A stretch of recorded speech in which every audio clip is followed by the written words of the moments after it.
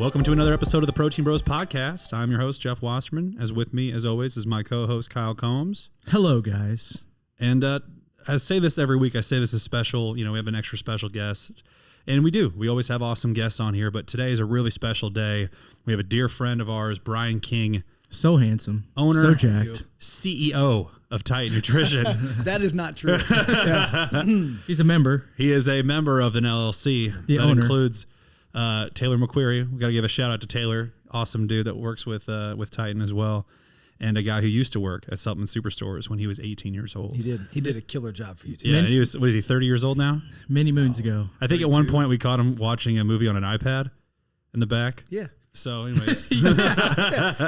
He's You killing said 18, right? That sounds about right. 18, yeah, he's killing it. Yeah. But he's grown up and he's awesome. And so anywho, Brian here has been with Titan Nutrition since its inception. And that was in what year, sir? 2006. Man, that's crazy. So Titan Nutrition, well, there's a lot to this. Formerly known as Atlas Nutrition.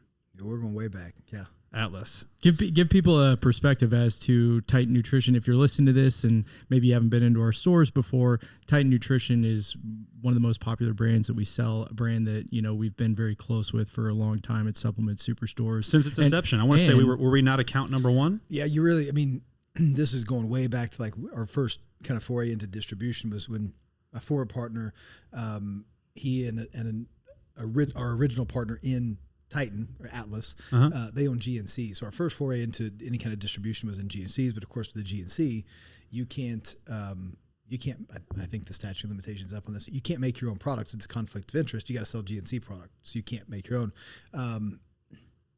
So there was kind of a handshake deal where I owned the Titan Nutrition LLC, and our distribution at the time was to our GNCs and then to those. It was a great way to get intro into distribution because that's the hardest thing to have. Your former owner, a former business partner, was also in GNCs. Also in GNCs. And I guess we should start like where Titan really came up. I don't want to say a goof, like it wasn't an accident, but it was never, we never saw like this is what we're going to do. Mm-hmm. It was kind of like, hey, I have some ideas for formulas. Well, I have some business experience and what happened was you guys the brand Cellucor. Mm-hmm. Cellucor used to be exclusive to GNCs, not only exclusive to GNC, exclusive to GNC franchises. And it really grew. They really built that brand to what we know today as like in Walmart. It was like them and PMD Labs, right? Yeah, like those were the two big brands that were for franchises only. Cellucor and NDS, Nutritional Delivery Systems, which ended up being Complete Nutritions. Got it. That started in GNC in Omaha. Mm-hmm. Okay. We did a lot of training there. So with Titan, it was, hey, this brand Cellucor, they won't go into their whole history, but a lot of brands do this. The maturation process is a brand goes exclusive to get that distribution. Now everybody knows us, so we'll just sell to everyone now. Lucky Vitamin, All-Star Health, bodybuilding.com. And it pissed a lot of the franchises, including us, off. Of course. You're only here because we brought you to the party. It was a feeling. It wasn't just that. And they had changed ownerships. The new owners didn't care about the loyalty to the stores. So now the gym down the streets carried it. What used to be 3 grams of creatine or 5 grams of creatine is now 3. What used to be 50 servings is now 30. They just started denaturing and cutting cost, higher profit margin, bigger volume. Never caring about the customer along the way. Not the middleman. No, not the small business owner. Right. And now I look at it like brands like that, like it doesn't even piss me off. It's just a different model. Right. I don't think it's fair to start that way. Yeah. Paint yourself into a corner like I feel with Titan, and this is not like me being altruistic. I like our brand. I like what we did for brick and mortar. We wrap our arms around retailers. I have great relationships. You guys sitting right in front of me, but we have unbelievable relationships all across the country with these stores, gyms that kind of count on Titan to be their de facto house brand, if you will. Mm-hmm. They know you're not going to turn over and see it on All-Star. You're not going to see it. There's no discount online websites that we allow to carry it. No flash sales. Full disclosure. You full on protect the retailer that got you here. For retail. We're in for retailers, yes. And of course there's direct to consumer sales, and we understand that a lot of those come because the notoriety, the attention we've gotten from retailers. So going back to Cellucor, once Cellucor kind of sold out, it was almost a talk between the three of us of like, well, if I had a supplement company, we're young. Like if I had a supplement company, I wouldn't do that. If the product had to change, I would make it better. And if it couldn't find that ingredient, I'd explain why, and kind of all this pie in the sky ideas. And it was like, well, I know some raw materials guys. Well, I can write a business plan. well, I could get us some distribution. So we just kind of had this, like the first time we got an order, of course we didn't make anything. It was private labeled, and it showed up on a semi truck, and the trucker's calling me like, hey, I'm at your address, but it's an apartment. You're like, yeah, you got the right place. That's me. I'm 3rd floor. Yeah. So, but the Titan Nutrition, the first one you mentioned, like storage unit, the first Titan Nutrition was in the spare bedroom of my apartment. And it was this one product called Creex. We didn't forget. 2 of us wanted to flavor it. One didn't. The one that put the order in was the one that didn't want it flavored. So we had this unflavored pre-workout that tasted terrible. Worked good, tasted terrible. It had cinnamon in it. And cinnamon, because it's an insulin mimicker, it had nothing to do with flavoring it. I'm with you, but I know that the cinnamon's in there for a good reason. But I'm saying that's the flavor. That was the flavor with cinnamon. Yeah. You drink it and you're like, well, I taste cinnamon, obviously. Yeah. So like way before, what's that? What's that shit called that everybody drinks for shots? Help me out. Oh yeah, it tasted like a like fireball. Damn, fireball. Oh, it's like hot damn. Yeah, you guys were. It didn't quite taste like. You guys fireball. were. All the new flavor candies. It was Big Red Gum before Big Red Gum was cool. He's giving us more credit. It just didn't taste good. Yeah. Yeah, it tastes like a bunch of raw amino acids you'd expect them to taste. We forgot to put a barcode on it. There's no UPC code. So can't scan it. Hand put them on, and that developed into what it is today. It wasn't until I did it. I also owned a gym. You know that, so I had my full-time gig, and it wasn't. This is MTS at the time. It's MTS. Yeah. Mm-hmm. So great guys, still good friends with them. Mm-hmm. Best gym in Springfield. Shout out to MTS. Mm-hmm. So we were doing that, and it was kind of a talk like, hey, this is we mentioned S2. So S2 was outside of anything with GNC. I went in. It was actually Andy that I got to know. I had just moved there. I just graduated college, just moved to Springfield. This in 2005. And you guys are relatively the same age, just to be clear. He's maybe 2 years older than me. Right. Yeah. So, and this is funny because you guys know Andy well, and you've heard his story. So, this is Andy Frasilla for our listeners. Andy Frasilla, yes. Okay. He's the one that started Supplement Superstore, started First Form, et cetera. And he's working his retail. So Andy's, he's got a lot of notoriety now. He's done okay. He's done okay for himself. But what I'd like to say is at this moment in time, this is 2006. Andy has not moved back to St. Louis yet. He is still working the counter at the original Supplement Superstore. They're a few years in. Yeah, they're just a few. I mean, people think like, well, they're a few years in. Like that's nothing. Tip of the iceberg. It's nothing. You're just starting. Yeah. So it was him and Chris, and I'll get into that because I ended up working a lot with Chris as Andy moved back. But I worked at Corporate Health, and I had this gym, this Mercy Corporate Health. So I worked like my hours. I was starting work at like 4 a.m. But by noon, I'm done. I'm training and hanging out. So if I went in the afternoon to the store, I got to know Andy a little bit. He knew I worked retail, so of course we're talking shop and had ideas. So one time I went in after we came up with the idea for Atlas Nutrition, and I was just kind of like, hey man, GNC did exclusivity. That's the one thing GNC like really hammered out. Like they did it really well. We didn't invent it. It wasn't the first Chris and Andy had heard of it. But we did come to him like how is me as the early 20s personal trainer in town going to get a store of any kind to carry stuff? And not only can carry you, but to recommend you. Right. And I did. It was funny because I went in the very first time into Supplement Superstores. I moved there and it was Supplement Superstore. But when I went in, I was like, there was 18 products on the floor. Yeah, literally on the floor. They're on the wrong address. This isn't super. You remember it had cinder blocks on the counter, and the cinder blocks had like 5 bottles on it. So all of the pills in the original Supplement Superstores, guys, and just to be clear, like this is what it looked like when I applied. Yeah. And so when I walked in, like what Brian's describing here is we had very, very limited shelving on the walls and the sides. So you had 2 walls of shelves on each side of the store that were minimally filled. And then you had all of the pills in the entire store could fit on a handful of cinder blocks that were sitting on the front counter. Yeah, on the counter. Yeah. And they were like stacked up. Like these are like landscaping bricks. That's the first time I bought Lipo Shred off those cinder blocks. Yeah.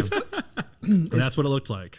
And all the shelves weren't like shelves. They didn't match. Like gondolas. They were just like what they could get at Sears. Yeah, wire racks from Home Depot. Racks, yes. Yeah. And they still are there to with this the day. giant 7-pound Power Way stacks, which was what I could afford. Yes. Power Way stack was the at this point they still sold them in 7-pound tubs. Right, 7 pounds. Yeah. And they would these 7-pound tubs, guys, would come in cardboard boxes. and they would literally just empty out the boxes, right, and then flip them upside down, fold the you know, the flaps back in, and then you would stack the Power Waste Stacks on top of the box. So it's a display. So I Display. said you didn't have gondola shelving. My apologies. You did. It was just You boxes. did have some. We had boxes. We had boxes. So that's where I first like, hey, they knew I had talked to Andy a lot and just gotten to know him. I mean, sometimes I went in the back where they're playing video games. Like there's 8 customers a day on a good day. Cool store, great guys. So it's like, hey, we're gonna, my buddies and I, we're gonna come up with this pre-workout. It's gonna be great. If you'll carry it, we won't sell it to anyone else in town, and I will send clients in to get it from you. I'm not gonna sell it to them. It's like, we'll be the only one that carry it. You'll send people in. Yeah. Okay, let's try it. Done deal. We'll take 3. Fuck yeah, fuck, you know. Yeah, we'll take 3 units. And, right, and I'm texting, you know, my partners, my business partners. Yeah. Just sold 6 more Creex to supplement superstores. You know? What's up? Yeah. Another account under Brian King. Yeah. What's up? That's fucking cool to think back on. Yeah. You sold 3 of the total Creexes. And that's what I'm saying. Like, that was the original order. I don't know. Something like that. Yeah. It was one flavor. We'll put a few There on was the only shelf. one Yeah. store. And They're then- testing it out to see if you actually sent people There was in. only I'm- one store. Yeah. Yeah. Yeah. So and they didn't, and it wasn't what it is that we, you know, I had a total of 250 units. They Yeah. had Did he one write you store. a check? They had- That's what I want to know. They How wrote did me they a pay? check. That's how they, for a long time, that's how, like with Chris, when he was at the store, he'd write a check from when there was the 4 original stores in St. Louis, 2 in Springfield. Yeah. Chris would write me a check from Buff Enterprises from each one. That's awesome. Yeah. Wild. It was kind of nice because then I knew what was going to each store. I don't know anymore.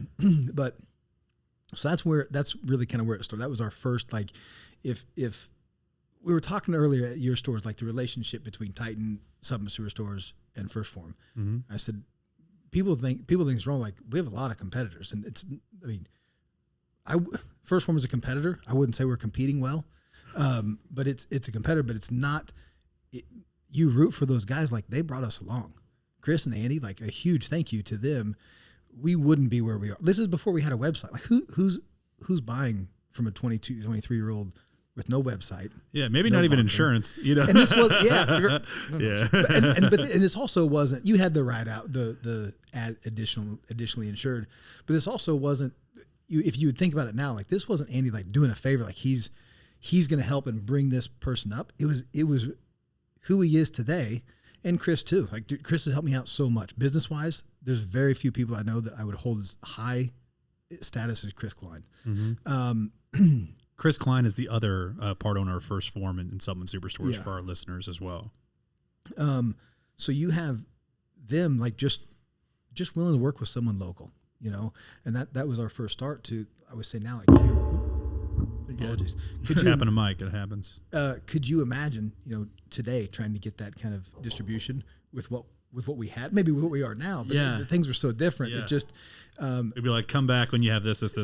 right. Yeah. There's levels to this and we were not at that level. And the cool thing is there's some luck involved. Yeah. And we got really lucky. Well, at it's the like time and it's the timing, dude. Yeah. You know, It because it was like they were looking for brands that they could, you know, partner with and trust, you know, and you came along and you're like, hey man, And you introduced the exclusivity with them, and that's Yeah. to this day that's something how we operate. yeah. I don't, like I said, I don't claim to give them the idea for exclusivity. Yeah. But that is what we kind of like, It was the carrot. we'll get in. Yeah. Yeah. This is what we'll do. And so then those consecutive, the next order. So, next so order's for our exciting. listeners, this is super important for everybody to understand, and this is kind of how the supplement industry works to a certain degree when it comes to retail, is retailers have employees there that are going to make recommendations on products. And it's very easy for other brands to make a similar product to another, right? Mm-hmm. And so over time, the stores that have these employees working can turn demand on for brands and say, hey, this is the one we're typically going to recommend because it gets the best feedback. People love this product. We're going to recommend it. Right. You know, and so over time, that like what Brian was saying earlier with Cellucor is they turned on Cellucor at GNC. They turned it on. They said, this is the one that we're going to get behind because it's good and people like it. They come back for it. And eventually Cellucor got a little too big for their britches and said, you know what, we're going to stomp on this. We're going to stomp on this relationship that we, that you got us here, but we're going to now let ourselves be bought by everybody. Yeah.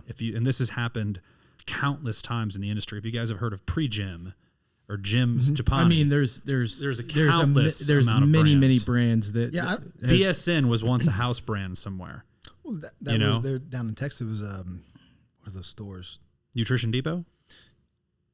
The Ultimate Nutrition. Ultimate Sports? I think it's Ultimate Sports. I could be wrong. But bottom line is these brands all start usually, but what's cool about Titan is they've always maintained that. And so exclusivity is very, very popular because the minute that these brands turn on and all of a sudden everybody wants to come in for them, it's that it protects the retailer from losing that exclusivity immediately, and that brand all of a sudden starts selling to everybody. Yeah. And some will say this is not just Titan, but if you shop local, add a let's use Supplement Superstore example. If you shop local and you're shopping with some of the exclusive, I truly believe you get a better product. No doubt. Because to get you guys to recommend it, I always say, we've painted this is not me being like just the nicest guys who are sticking by our retailers and stuff. We are, and I would want to be a nice guy and all those things, but we've really painted ourselves into a corner it's not a choice. That's our bread and butter. Like that wholesale is what we do. So to maintain that exclusive relationship, we have to make a dope product. Yeah. You have to be tippity top of the food chain in terms of the product you're wanting to put on the shelf from raw materials, efficacious dosing, proprietary, no proprietary blends, full disclosure. All that has to happen. So and then the value has to be there for the customer as well.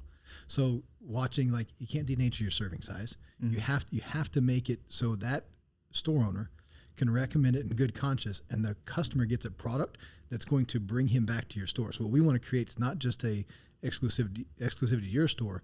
We have to make something so great that when the customer goes to find it again, your store is the only option to come back to. Yeah. So it really is good. It's not like, well, I got to go to the store and get it because it's higher price stuff. It's a better product. I got to give you so much credit, Brian, because it's a partnership. It's truly a partnership. You have to give us a product that we think is going to be loved by customers. It's going to get them results. I was going to say, I've probably sold more Creex than anything else in my life as far as pre-workouts go, and it was purely, I love you as a person, but it was easy for me to wink at me when you say that. Yeah, sorry, dude. I was kind of hitting on you.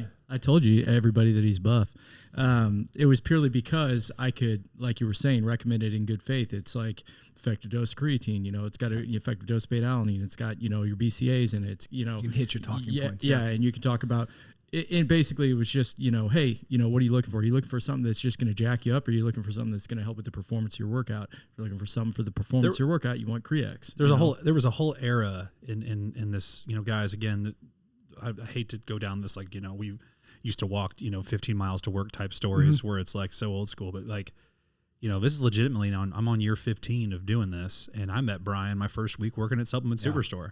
And whenever he came out with, there was a whole era of pre-workout when Jacked 3D became a very popular pre-workout.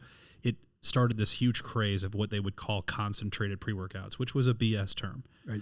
But bottom line is, instead of having these big tubs that had these big scoops that were loaded with actual good ingredients that actually helped with your performance, people started going towards just basically powdered energy drinks. Just 1,3-dimethyl. Like stuff that freaked you out and that gave you tingles, and it just was a freak out. And so that pre-workout was kind of born.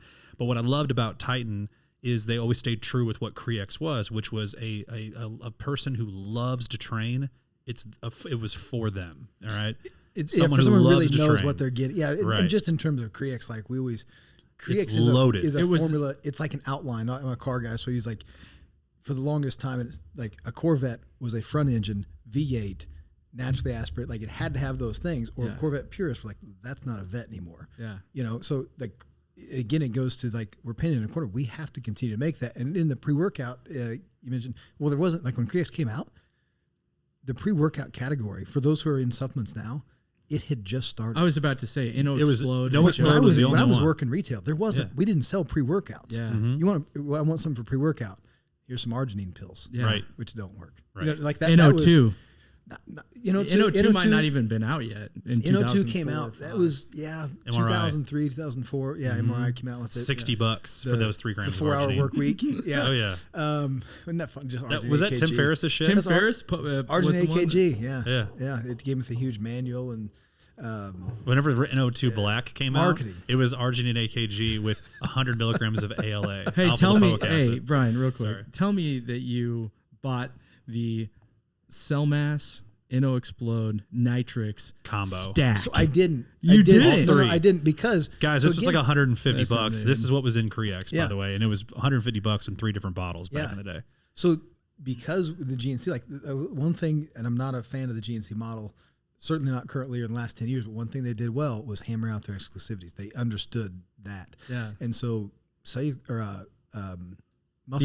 MuscleTech, BSN, Oh, yeah. those were never big brands. They were always direct consumer brands. Mm-hmm. And we'll get into that. But with you mentioned like the concentrates, we have a concentrate in that category. But Adrenal Prime. you can make. That was a rough one. You can make like our product right now, Kick In. This isn't an entire. I don't want to make this an advertisement for Titan, but you can do it correctly in that. Kick In just doesn't have as much ingredients. Yeah. Mm-hmm. Dosing wise, you're solid. It's got 7 ingredients. Yeah. So if you don't, I don't need all the creatine. I don't want I want to take the creatine, the aminos. I'm going to take that all a la carte. I just want to feel good. And I want to feel good, decent pump, and I want some And you give tingles. good amount of servings. Yeah, and you want like, and then so with 200 Kick or In, 400 caffeine per 200 scoop. 400. Like you're a big guy, you take 2 scoops of Kick In, you'll be flying high for a long time. Mm-hmm. So there's ways to do it, and to those companies, whether it's the MRI, the one I think the kind of the one that probably gets beat up the most because kudos to them, they're huge. Redcon, right? Mm-hmm.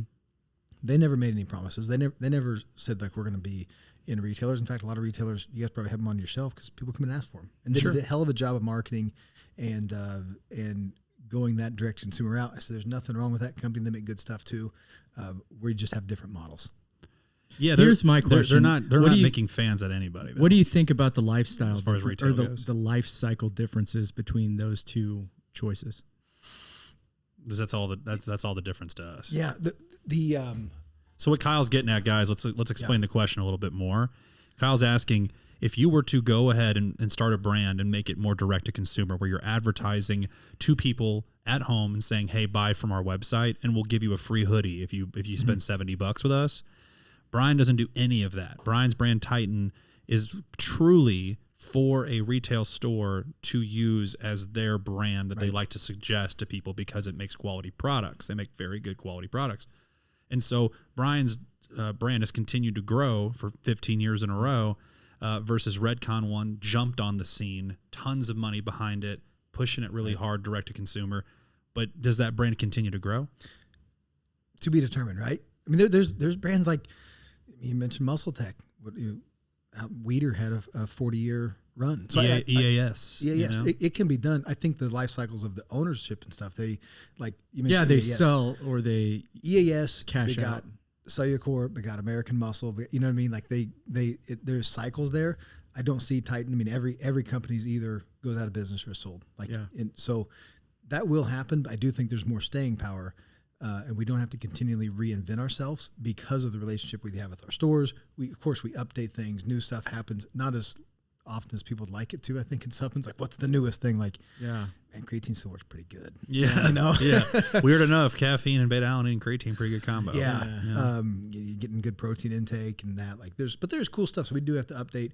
I just think that again, it's not even being this altruistic. We paint ourselves. It's the model we started with.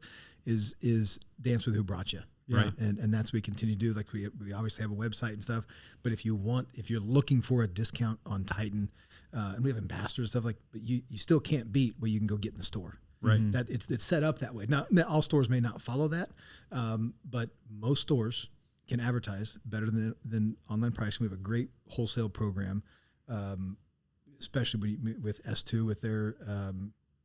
with their central distribution. Mm-hmm. I know you can, and I'm comfortable with saying you can go into S2 and get a Titan product cheaper than you can get from me. Yeah. And that's by design. That's by design. Our prices aren't unfairly elevated. We're competitive. Sure. You guys buy a massive amount of product from us. Right. We discount it appropriately. And because of the volume of the stores, customers are able to walk in and get the customer service that you provide that I can't do direct to consumer, ask questions about the product because of the relationship we have. You guys are well educated on it. I have, in turn, the end customer gets a better product and a better service than I could facilitate by myself. Mm-hmm. Yeah. Now, the pre-workout Creex, okay, that was your first product. And I want to go back a little bit because when you started, that was what you guys had for a long time. Now I want to say product number 2 is Lipo Shred. Is that right? Yeah, Lipo Shred. Same time we came out with, it's now Restore, or we're going to call it that, but it was a nighttime product called Sleep and Lean.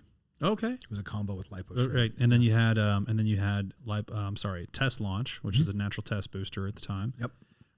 So bottom At line, the time it was not a natural test booster. Yeah. Right. The first time. There was so bottom line, this is just cool because of the growth that you guys have seen and so forth. But let's talk about the Titan you see today, guys. They have everything you can think of, really. I mean, you guys have aminos, you have protein, you have a multivitamin. Yeah, there's 65 SKUs. You just came out with a 65. a carb powder. If you include that's like a flavors and food. sizes, Yeah, dude, just so proud of you, man. Yeah. That's so awesome. Very cool, man. When I got started, we were talking about this. Chris Klein is the one who hired me, and he said that we do carry this brand, Atlas Nutrition, which is Titan now. And they have a pre-workout called Creax. He's like the delivery guy, the guy that drops it off. His name's Brian. He's a really cool dude. He'll probably give you one. He'll probably give you a container. And it's so funny. I'm 19 years old, and I'm like, oh, I'm gonna get a free $40 product for free. Best job ever. Oh my God! Dude, where do I sign up for life? This is amazing. And then, sure enough, man, I got this. Was it Arctic orange or was it just orange? Oh, dude, that was such a good flavor. We Bring it probably back. didn't call it anything but orange. It was just orange drink. It was just orange. It was great. And dude, honestly, it was phenomenal. It came in a white container with a white lid at the time, and it had 3 grams of alkaline creatine, which who cares now? Science. Yeah.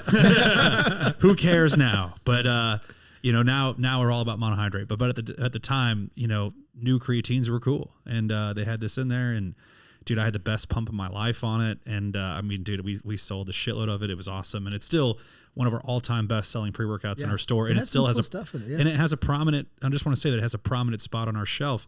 And it's because it's still near and dear to me and Kyle. We use it all the time. It's a phenomenal pre-workout. To our entire company, man. Yeah, dude, it's just awesome. And dude, just want to say, I'd take this time to say, dude, we're so proud of you. And we're so honored to be a part of Titan's little, history. And it's just been cool to see, I'll never forget sitting in the back of the store when you came out with protein and we were all trying stage 7 for the first time. And you're like, Jeff, just open up that white chocolate mocha and wait till you just smell this. And you're like, you can just set that down and set a candle. I still slam stage 7. Yeah. Yeah, dude. I get all hyped about new stuff and new products because, dude, it's exciting. Like, you created something from scratch that was just once an idea. Yeah. And now people are enjoying it everywhere. It's awesome. That's fun. Dude, I want to know, so going back to you going into supplement superstores, you're 23 at the time. You're like, dude, I got this account, they're actually rebuying from me. We're selling product out of it.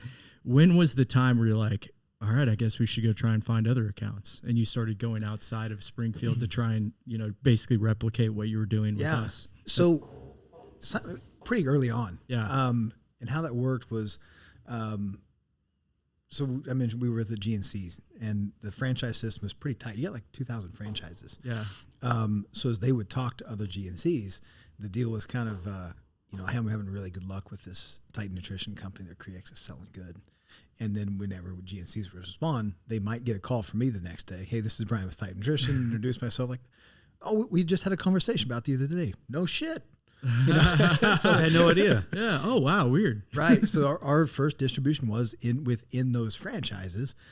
Brian's completely insulated from the other owners, and it wasn't many. Now, ironically, we sell to no GNCs now. There's very few franchises left, but a lot of those stores became Max Muscles or Jeff's Nutrition, Kyle's Nutrition, stuff like that. We still have those relationships today. What's so is Supplement Superstores your number one account? As far as a single account, I don't know the individual store numbers, but as far as a single account, because even like the like a chain like a Max Muscle, they order individually. Sure. So yeah, S2 is the biggest single account. Solo how account. How many retailers do you have now? I don't know. Wow.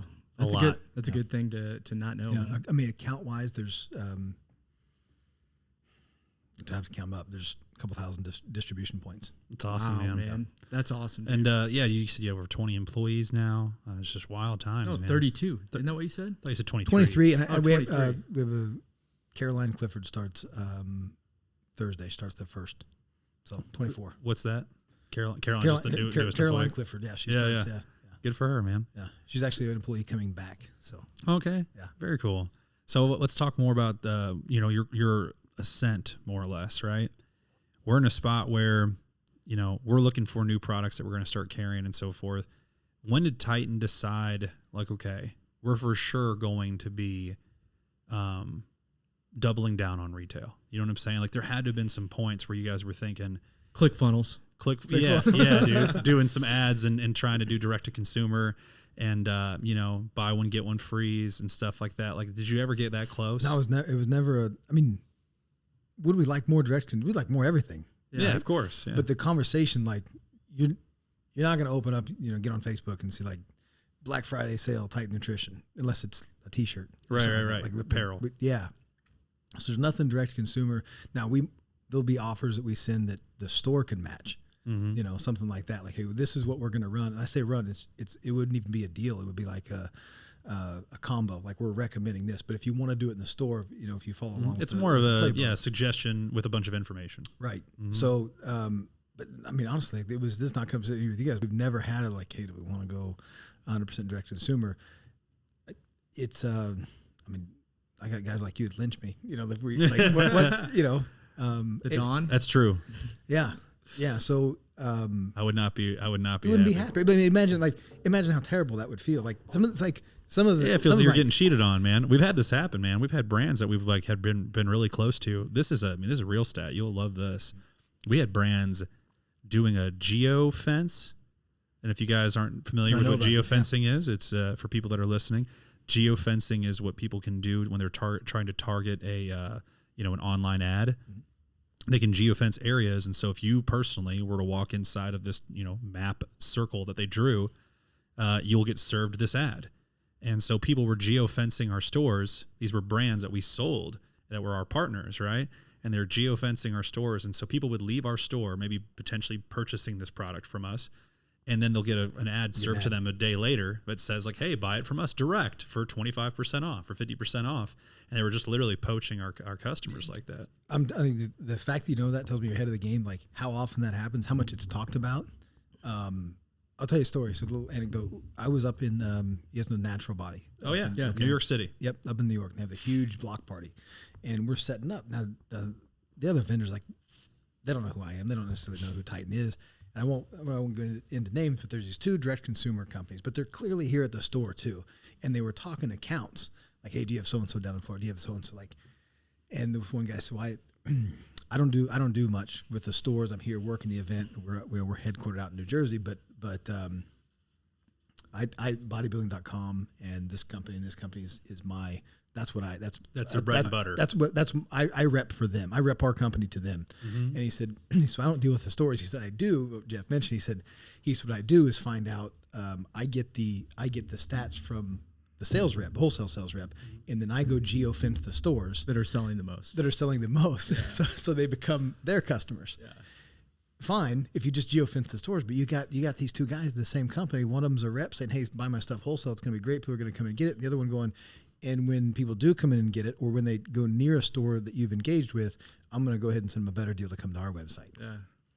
But people don't understand the short-term thinking behind that, because what you were saying earlier, as far as like being able to deliver customer service and have somebody that's there that's consistently recommending your product, you know, it's short-term thinking. It's like, I want to make an extra $10 on this product, you know, a couple times versus like, or I could have this place, you know, recommend my product over and over and over and over again for years. Right. And made to recommend your product. Like with the direct consumer, I think a lot of, I wouldn't even say, I would never tell like a store like only carry Titan or only carry exclusives. You need some beta, selection. You need some lures, you need some comfort food when someone comes into your store. If that's all they've done is buy Cellucor, Redcon, like have it there for them. If they want to buy it, great, have them buy it. Give them a sample of something else, or like don't you know it, because again, it's not the brand's not wrong. It's a different model, right? So, but as a store owner, you're not exactly out searching for those. Yeah, brands. you're just here to create an experience for the customer that they're going to enjoy. Period. And so if they're going to enjoy this brand that they've heard of, cool, we have it for you. If they come ask like, what do you recommend? You're probably not recommending that brand. No. I mean, if you can get it at Walmart, why would I do that? Right. And also, when I see a brand at Walmart, I'm like, oh, that's the death nail of that brand, because it becomes not cool to guys like us. Usually, and then that trickles down. Influencers aren't saying go get this at Walmart, dude. No. Influential people are always on the cutting edge. You're getting what's new and different. Dude, I'll tell you guys all right now a fun story of that. Bang energy drinks. Bang energy drinks were the holy grail of energy drinks 5 years ago. We used to have people come in from far and wide, and we were one of the only places. Buy 2 pallets of them per store. We would have to buy week. pallets on pallets of Bang energy drinks. They came out with a new flavor. When they came out with Rainbow Unicorn, we ordered an entire pallet of just that one flavor.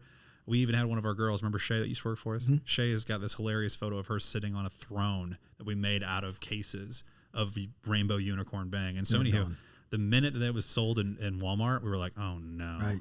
Oh no, like no one's going to want this anymore. And like within 2 months, people were posting with Rain energy drinks. Right. Someone's always going to clean it up. 3D energy drinks. Get the 3Ds. Now 3Ds are sold at Sam's Club. Right. No one's posting with 3Ds anymore. It's just funny how it works, man. It is funny how it works. But it also, like I said, they're all making money. Like, it's cool for the them, life but it's cycle. no longer. You're going to a different demographic. You're selling to like when you brought in those channels out, you're taking those early adopters and saying it's no longer cool. Yeah. Usually it's not even the original owners. Like, I don't know who owns Bang now. It was Saito Sports started? No. I mean, dude, it's VPX. I'm sorry, VPX. Yeah. VPX has they still own it. This crazy ability. Like, they have like every 10 years, they come out with a banging product. Yeah. What was their pre-workout? Shotgun. Shotgun. Every once in a while. Came with the DVD. And what's the one they had the little shots? Yeah, dude, you know, no. Think about it. It was a shot. It was called Bang. Yeah. Bang originally was a shot. It was a shot. Okay. Yep. So, but they've kind of reinvented themselves over and over. 100%. Shotgun was pretty good, dude. Did you ever People try loved it. It had 20 grams of protein in it pre-workout. Shout out to them. Yeah. 20 grams of protein. Like, dude, and the fact that it came with a DVD. I think one expired and I was given it like, here, dude, you can have this. I was like, 20. Thanks, man. Yeah. Here, let's, like, while we're at it, tell me the product that when you, because I mean, to be fair, you loved supplements yourself. I mean, you used supplements all the time yourself. Before Titan had protein, you were coming into the store buying protein from us, you know? No, I think we're all probably the same. Like, we do this with different material things now, but when you mentioned $40 for a pre-workout, like, fuck, I could hardly afford that. I could get, so when you have that, like, you don't just go through the bottle. You might even leave one scoop in there and just to leave it in your, just to have it as an option. Just in these case. things to build muscle. As an extra, it was an extra trophy. Yeah, it was cool. Yeah, it was fun to have these extra containers. And I still, I'll go into your store today and be like, I want to look at stuff and buy stuff. It's like going into a gym. If you're a lifter, like, you want to try everything. Try different. Yeah, let's see the new equipment or whatever. Yeah. So when you're buying pre-workout, growing up outside of your own product, just I'm saying, like in the last 10 years, what was your favorite product that wasn't a Titan product?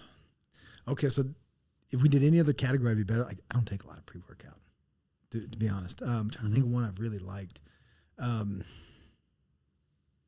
don't take a lot of pre-workout. I'm drawing a blank. You don't have to be pre. I mean, it could be protein. Just anything, any product that is a supplement that you personally like, you enjoy quite a bit, that you maybe repeat purchase, that's not a Titan product. So bars, I've bought like the First Form bars. I'm going to sound like a sycophant, like I'm piling on, but the root beer protein. The Formula One. I like that. I like root beer. It's just something like, and that's a protein, but like, it's just what's so different than anything you've had. So and sometimes you just want to try other stuff. Have something unique, I probably buy more stuff in categories. It's tough to buy outside a category we currently make. Sure. So I definitely buy more stuff inside the category, put it on the company. It's R&D. But am I really going to... I'm thinking like 10 years ago, 5 years ago, maybe before you had protein, for example, or I don't know. Like there's been things where I felt like you were a fan of. Maybe... Was it like the Supreme protein bars you used to buy a lot of? I'm trying to think. You used to be a regular customer the peanut of butter and things. jelly Supreme protein bars? No, the bars I liked. The peanut butter wafer. The VP2 bars. Ah, that's right. They're like a no-bake cookie. Yeah. I like those. We used to send those to your dad, I believe. Yeah. I remember correctly. That was a company that did really well at GNC's. And AST Sports Science. Yeah. Gosh, those guys, like I was so naive. I really thought, it was funny, like I'm sure Titan's bigger than AST at this point. Yeah. At the time when I was working retail, we sold a lot of AST. I'm going to embarrass myself saying this. I was in college. I was wrestling in college, and I followed, like, it was the first company, like, I really was a fan of the company, of the brand. I'd read all their stuff, and they had great blogs. They were genuinely a great brand as far as the products they made were awesome. Yeah, and I've been following them for a while, guys. Like, they still may be, but they had Jeff Whitlett, Skip LaCour, these Universe competitors. Yeah. I followed all their stuff, and they had the Max OT workout booklet that came with it. And I got a hold of them because in my 20-year-old brain, I could go there and maybe do a summer internship, and we would all just be taking supplements and working out at their facility, thinking like these bodybuilders were actually there. Oh yeah, at the facility. They told me something like, "You can come on a sales internship." I'm like, I want the science. I want the science Yeah. internship. Now I'm looking like that would be like you guys coming to Titan Nutrition going, Where's all the white lab coats? Yeah. where's Michael Johnson fight? Yeah. Where does Tonio train? Oh no, they're not actually here. Yeah. Yeah. They're not here all the time. Right. It's a lot of boxes and, Yeah. and orders going out. Yeah. Correct. Yeah, Yeah. dude, that's funny. Have you people guys- that work Same out thing- in the well, gym are typically our employees. Yeah, like Yeah. the Gatorade headquarters, like as if they have like Peyton Manning in there, Right. running on a treadmill with getting his VO2 max. It's the Sports Center commercials. Yeah. yeah, dude. That's how they get you. I think Chris and Andy had a really good experience with those guys too, and it kind of changed their path as far as the way that they saw business. Yeah, as far as like it was the Arnold. yeah, They invited him to the Arnold. They brought him Okay. to the Arnold and like kind of showed him a good time, and they were like, "Dude, that's what we need to do in the future." I don't know what happened to them. I know they're out of Colorado Springs, I believe. Mm-hmm. Them and Beverly Nutrition. What are they doing? Beverly International. I don't know about. They just don't try. Hey, They just don't try. good tasting protein. Best tasting. Really good. Beverly. That cookies and cream. Really, because if you go way back, like they haven't changed anything and they're still No. delicious. No. Go back and try an Optimum Nutrition, like a gold standard. Maybe they've changed it since 4 decades ago, but it's like in 1989 they said, you know what? This is it. It can never taste better. Stop right here. We're getting off the train of progress. Yes. This flavor system beats all. Done. Yeah. This chocolate is the best chocolate. Yeah. So we came out with 4 more kinds. Right. They didn't sell them all at the same time. Right. Double rich. At one point, we had 5 vanillas of Gold Standard, Optimum Nutrition Gold Standard. We had like French vanilla ice cream, sweet vanilla. They all were Then it was bad. like cake batter, which was just shitty vanilla. Yeah, they're all bad. Kudos to them, man. They're everywhere. Glambia. dude, yeah, yeah. man. I was gonna ask this because when we were talking about other brands or other supplements you talked about bars. Have you guys? Because in our stores we've seen an uptrend as far as like snackable items from supplement companies. It's a growing prepackaged foods. Yeah. It's kind of a growing demographic and market. Are you guys thinking about doing something like that, or have you thought about doing something like that? We've barely dipped our toe in the water of what I call like food items. Yeah. We have the coffees. nuts. We have the coffees. Oh yeah, you do have the coffees. That this isn't really the season, but I know those will start picking up here in the fall. What's the coffee? Shout out the brand of coffee. Yeah, What is it? it's called Bold. It's literally just called Titan Bold. Mm-hmm. It's caffeine's through the roof. Like it's whole bean. It's a really good coffee. And, without getting super rabbit hole, I used to own a coffee shop. So that it's from a small that we get the beans from a small roaster, meaning they're always fresh. Like Yeah. they're not doing these whole batches. And then what happens with coffee when you want to sit on a supermarket shelf for with the expiration date for a year from now, 2 years from now, you have to over roast the bean a bit. It pulls out more of the wax, so it kind of coats it, but also pulls out some of the flavor. It gets kind of bitter. Yeah. So if you get the Titan Bold coffee, I mean, we're getting them in. We do small batch. We get in regularly, super caffeinated. Like if you're used to drinking 3 cups of Folgers in the morning, start with 1 cup of Bold. Like you'll feel good. Great. So the food items, we did that, and then here recently, you guys got our Thirst Plus, which is the hydration vitamin packets. Yeah. What about these like corn nuts or something? Didn't you do something like corn nuts? I'm not opposed to it. Didn't you do those already? No, we never did. What was this? Some kind of like prepackaged snack that you had? You sold something. I got Oh, an that email. we did it. We did a distribution. Was it like a chicken something? That was a long time. They were like I don't remember this. they were chicken snacks. They're like chicken snacks, dude. puffs. They're like chicken puffs. Oh, okay. Yeah. There was like I just got the email and I was like, you guys are doing protein puffs now? But it It was- was it really was a- just you added something to your It was a distribution distribution channel. deal. Yeah, it was a distribution deal. Yeah, it's the same with what you did with Charlotte's Web, Charlotte's right? Web, The yeah. CBD, whenever that was a great hit. Yeah. Explain that to people real quick because don't just skim over that. So you guys, as far as the brand goes, you guys had all of these different connections that you made with all these retailers, and then because of those connections, you're able to, from a business standpoint, explain. So you have other businesses reach out to you. Like the hardest thing to get, like it's not hard, like getting your own manufacturing set up and stuff. Like if you have the income and the distribution, it's easy. But it always goes back to like chicken and egg. Like the 3 of us, let's say we have no intro into the supplement as an industry, but we all have our same knowledge, and we could come up with the 3 of us could come up with the most amazing pre-workout ever. Let's say we have it made, and now we have this great product. We all agree this is fantastic. Who's going to buy it? Yeah. No one. You haven't got any distribution yet. That's the hardest thing to get. You have all the relationships. So once we have this machine, we distribute for several companies now. We have the facility, we have the warehouse, we have all the stuff, the personnel. It's a pretty finely tuned machine. So if you guys say we have different companies come to us, but you have a jump rope company, take your pick, something that you think would fit with our customer. Yeah, a new shaker cup, fancy shaker cup. I'd like you to. So if we will test it. Is this something that we think is viable to our customers? Is it valuable? Is it something we want? Because we're going to take up the overhead of storing it and all those things. If it is, then absolutely. Well, we've done it with drinks. We've tried a few different ones, and like that you mentioned, Charlotte's Web. That's one that's stuck. We have a great relationship with them. We handle all their Charlotte's Web's hemp oils, CBD companies. They do edibles and capsules, and they're a phenomenal, well documented brand. I mean, they do a great job. Yeah, in the world of CBD and hemp, like they're it. Yeah. So we facilitate all their, like with stores like yours, like sports nutrition is what they call it, that category. There's themselves, and there's 4 distribution points, and we're one of those. Let me hear this, just for our own knowledge. What is another distribution point for them? Is that like, what do they call it? Because we're called sports nutrition. What would you call like a Mama Jean's? I don't know if that Whole Health. Whole Health is what they call that? Yeah, like a grocer that does some herbal, Chinese herbal stuff and things like that, like a Whole Health. That's cool. Yeah. That's interesting. But they'll do like I'm sure they have a channel for chiropractic and those two. It's not that we can't sell them. You mentioned that's where your relationships are set up, though. Yeah. So let's talk about old products, right? Mm-hmm. Stuff that you guys used to make that you don't make anymore. Mm-hmm. Any idea? Adrenal Prime. Dude. Any idea? Adrenal Prime. Any idea when Adrenal Prime coming back? Yes. Is it coming back? What beta alanine did you use? I'm glad you brought that up because Adrenal Prime will come back just as soon as dendrobium, picotropin, and 1,3-dimethyl are no longer illegal, because all 3 of those were in that product. Yeah, dude, it was like, I'll never forget the amount of people coming back being like, "What have you done? What have you done to me, Jeff? Why did you give me this?" We tell Brian, we're like, "Yeah, dude, a lot of people are coming in for this, products that have 1,3 in it." And he's like, "I'm gonna make the strongest." Yeah. We told him to. Yeah. We were like, we straight up told Brian, like, "Hey, man, I think you did try to R&D. We were selling so much Muscle Spike at the time. Mm-hmm. We're like, dude, you need to put some 1,3 in a pre-workout. You're like, I don't want to put it in Creax. You put it in Creax, but I don't want to put it in Creax. And whenever we put it in Adrenal Prime, plus the amount of beta alanine, people were coming back bright red, flush red. Wild.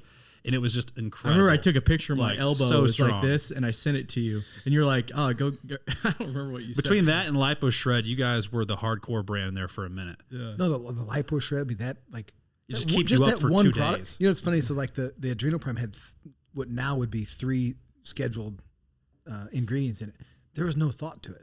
That's like when you're 16, you drive like an idiot, you drive fast, like, it'll be crazy, let's go. And the test launch had 19-Norandro in it, and it was great.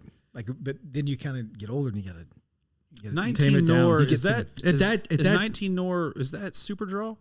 Or was that wasn't, so that would have been like 19 Nor. It would have been Tren. Would have been Tren then? No. Tren, P-Plex, or there was 4 that were called the Delta series of andros. There was 4 of them. I don't know all of them. 19-Norandrodione was the most common. Yeah, it was the one that was popular. That was you guys had a product, Muscle Fortress, Vasotest. That was a 19-Norandrodione. Mm-hmm. And then if you could find it, it worked better, but also was about 4 times as much. 19-Norandrodiol. Was a good one, but there was 4 of them in that Delta series, and kind of the last one that's still trailing. I don't know if it's still, you guys might know, Epistane. Yeah. You can still get a hold. It drives you out really bad though. But again, I'm not against pro hormones at all. It's just as you got older and the insurance company like, hey, you can't keep that on your shelf. Dude. I mean, like, it was the Wild West, like we were saying, and it's like those days are just obviously gone.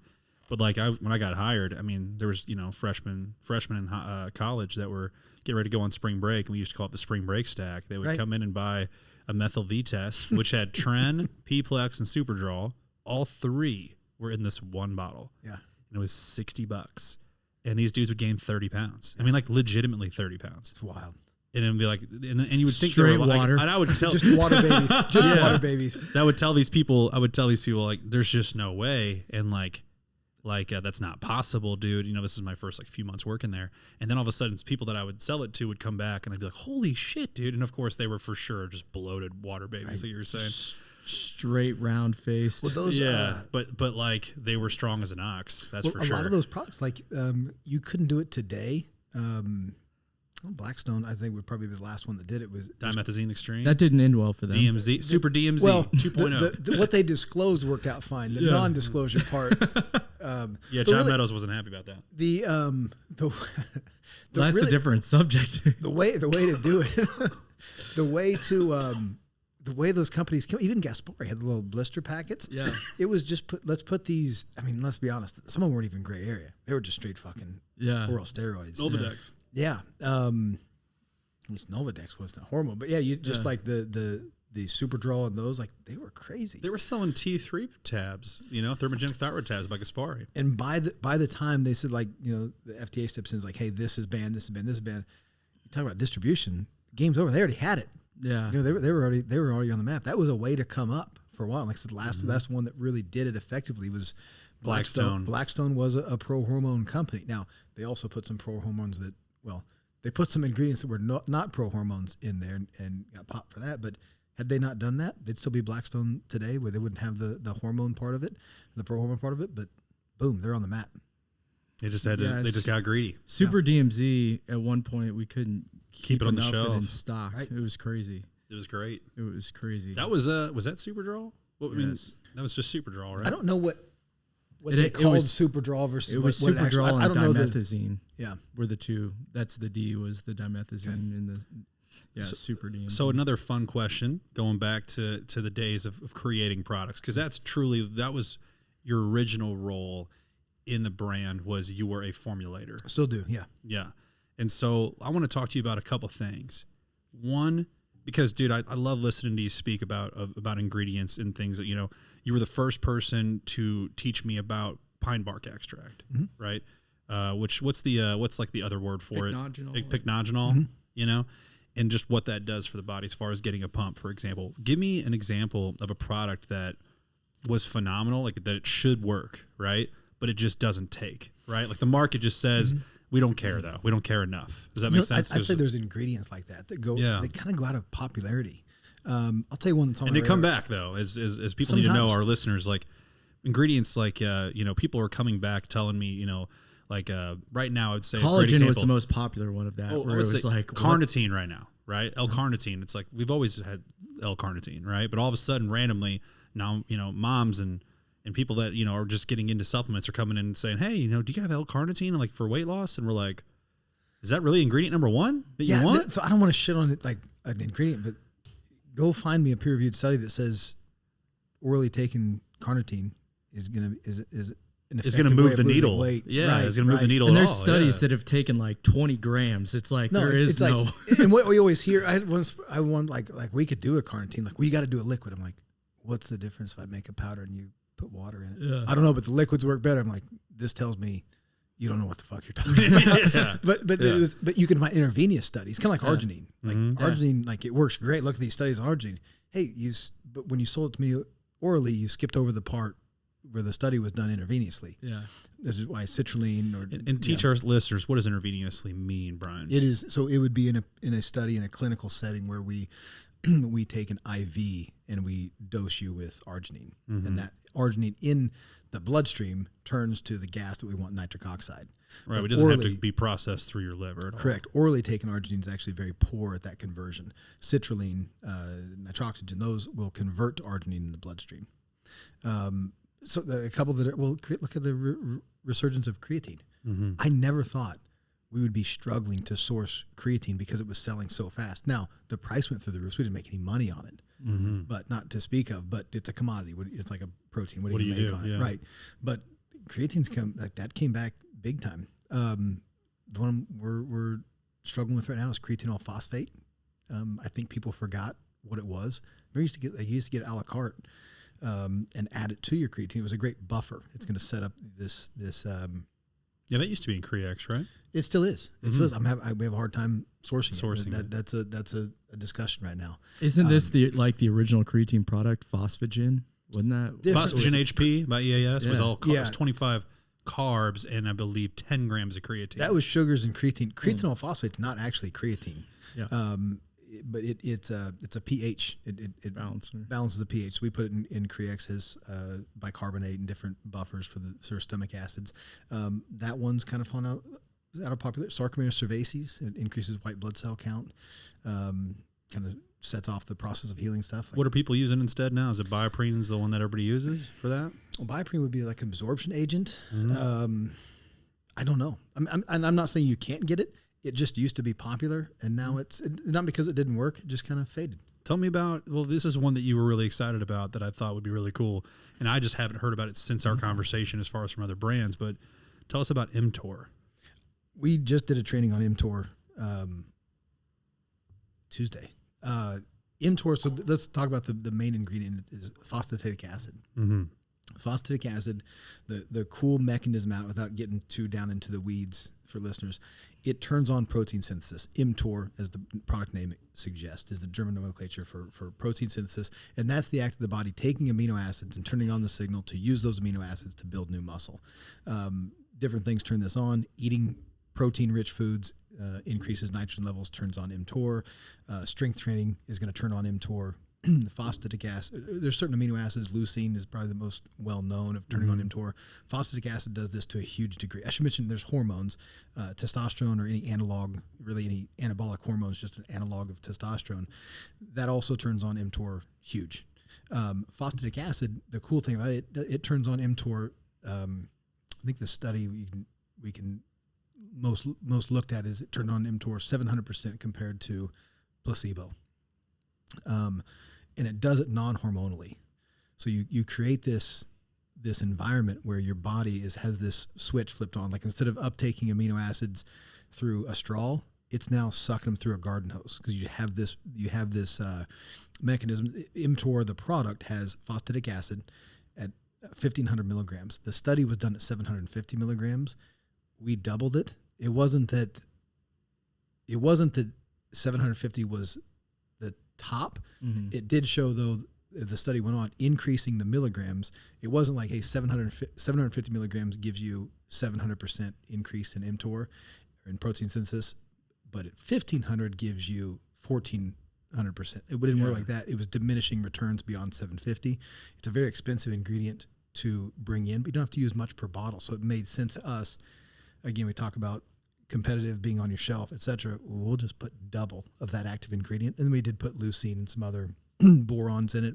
Boron is, I think, kind of unsung as for men and women. It's going to be tough to synthesize testosterone if you don't have boron, and zinc is in there as well.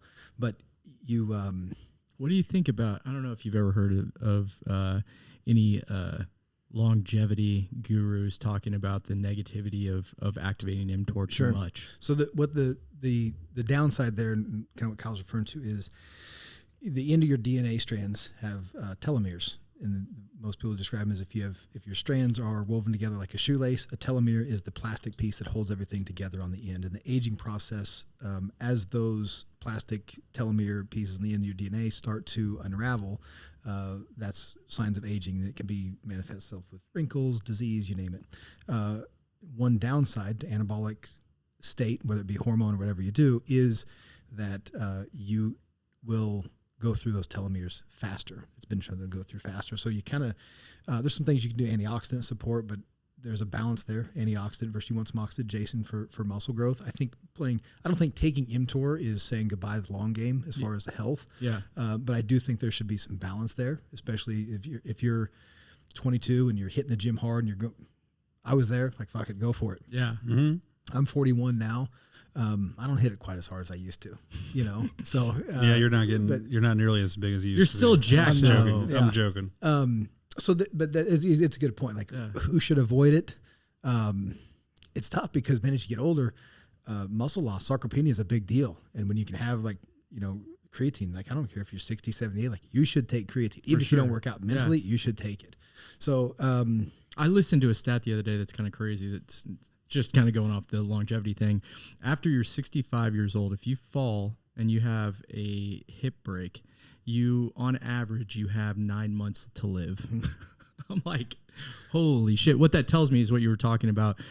Retaining muscle tissue is as much something that needs to happen for longevity as you worrying about, if you're activating Mtor too much. Right. And that's why, like, grip strength's a great indicator of age, because it's not, it has nothing to do with how much you can grip. It's a good indicator of overall body strength. Yeah. Is you have a strong body. Something we get into, we have this series we're just doing reels of it now, but the long game, I'm kind of pulling the cat out of the bag, but the long game of this, we in-house, we call it the Contributor Series, but it's the Road to Wellness series. Yeah. And we'll eventually release this long series on YouTube, but it is what we looked at as Titan when you talk about getting into market stuff. Like, this has nothing to do with selling products. Mm-hmm. The Road to Wellness series, we have 4 contributors. Kylie, my wife, does the diet portion. We have a nurse, Lakin, who's doing kind of that called the base of the pyramid and the preventative health. We have a athletic trainer and head strength coach, Division I strength coach at Missouri State, Mitch Hausschultz, that is doing corrective movements and more injury prevention rather than injury. And then Theo, who's doing he's a personal trainer who's going through like the 7 basic movements: a squat, hip hinge, those things. The idea is, and I feel like this is including us in this, is where the supplement fitness industry has left some people behind, is those people at zero. It's really tough to market towards someone who they've never been in a supplement superstore. Yeah. They didn't grow up with parents who put any emphasis on fitness, no education on it, no what we eat what we want to eat when we're hungry, period. Those sounds good. And I've never been in a gym or played sports. And so I have a lot of sympathy when I see chubby kids. Yeah. I have a lot of sympathy for them because they didn't choose that. Yeah. That's parents. But now this is generational, where you have adults who still have had no education. I put on the education. I think there's a lot of systems to blame. One, education, why we know how to use this device, our phone, and this device, and all this, but we don't ever learn how to operate our body. Like the device, the vessel that's going to take us through all the laps around the sun. There's very little. You play kickball, you learn how to, some fundamentals of sport in PE and stuff like. Mm-hmm. Where's the class that teaches agility you? and all these things are happening I use nature. I use example when I'm talking with our contributors, like blood pressure is a great example. You go to your doctor's office. They do 3 things: height, weight, blood pressure. People understand their height. They know what they weigh, and they know what a good blood pressure. Most people know 120 over 80 or below. Yeah, I'm good, and above is bad. But they don't know why it gets that way. They don't even know what the numbers mean. And beyond that, they know that when it gets too high, the doctor gives them a pill, and that's how you get your blood pressure down. The doctor might tell them you also need to walk and eat right. But I take this pill, my blood pressure goes down. Yeah, I'm good. Thanks. See you next year. Right. So if you get it, like, what is it? Well, the 120 is your systolic. That's when your blood vessel's dilated. There's, excuse me, the 120 is the diastolic. When systolic, when the blood is squeezed. Sorry. The 80 is the diastolic, when it's relaxed. The reason those numbers go up: short-term stress, quick exercise, your body needs to pump more blood. The diastolic goes up because it's quick. It's boom, boom, boom. Your heart's beating. You need that blood to flow faster, so you have to have a stronger contraction. It still should dilate back to 80 or below, the pressure 80 or below. Now, over long periods of stress or inactivity, bad eating, that you can no longer dilate due to atherosclerosis, whatever the cause, thick blood, blood thickening, your diastolic gets higher and higher. So now let's say you're 140 over 100. Well, when your heart beats, it has this back pressure on it. So if the why is important, and if your doctor had said, listen, your heart is trying to push blood through this little tiny vessel, and every beat, you can't relax that vessel, so your heart's beating so hard to push this through, you're a stroke time bomb. It's like a hose with a kink in it, basically. Yes. Mm-hmm. You are a time bomb for a stroke. That may hit home a little harder than blood pressure's high. Here's this medication. Yeah. And you could take that. I mean, that's taking it down to its extreme, but like that's with everything. There's no education on it. The hypocrisy that is in our government, when you have a government that says, we care about, public health, from the aspect of, we just went through a pandemic and all this, but, obesity's up 15%. But you have, on the backside of things, you have obesity, and you also have, the number one killer in America is heart disease, followed closely behind with cancer and things that are also related to preventable. Yeah. Yeah. That's, it's ridiculous. What are your thoughts, Brian, on the fact that, I would say, like, as a kid, they tried to, we had to learn what cholesterol was. We had to learn about what blood pressure was as a kid. And I'm talking like 7th grade, right? This is like health class. We literally had a class just called health, right? I didn't listen or really pay attention much to those things because I was like, yeah, that's the shit that like my dad worries about. Right. You know what I mean? Like I don't really need to care about blood pressure until I'm at least in typically my 30s. Mm-hmm. So I was just like, what do you think about educating based on aesthetics or physical attributes in that sense. Because if you want the kids to listen, it's like, all right, we're going to teach you guys how to have low blood pressure here. We're going to teach you guys how to have good cholesterol, and no one's listening. Hey, we want to teach you how to get abs. Now everybody's listening. That's a good point. I think, like you said, you're in 7th grade, right? And you had English in 7th grade, right? You had English in your freshman year. Yeah, you should. And your sophomore sophomore have year, it the whole in your junior year and your senior year. This is the most complicated piece of machinery you're ever going to operate. And truthfully, like, we still don't really understand it. There's so much in the brain and stuff we don't understand. Sure. Why is there no education on it? Yeah. Because no one in the government benefits from it. So there's the education's lacking, the medical, and again, there's good individuals. Like, this is not on teachers, it's not on administrators. Certainly not. No, it's a system. It's a system. And same with healthcare. Like, there's not these evil people in healthcare. Now, I'll change that tune a little bit when it comes to pharmaceuticals. Mm-hmm. But you have the system where, like, doctors, like, they're good people. They're trying to do the best they can. But we have created that healthcare. I mean, we, like, as a public, including us, because we've been trained to, when we go, this hurts, give me the Band-Aid for it. Not, how did you do that in the first place? Let's prevent that. Yeah.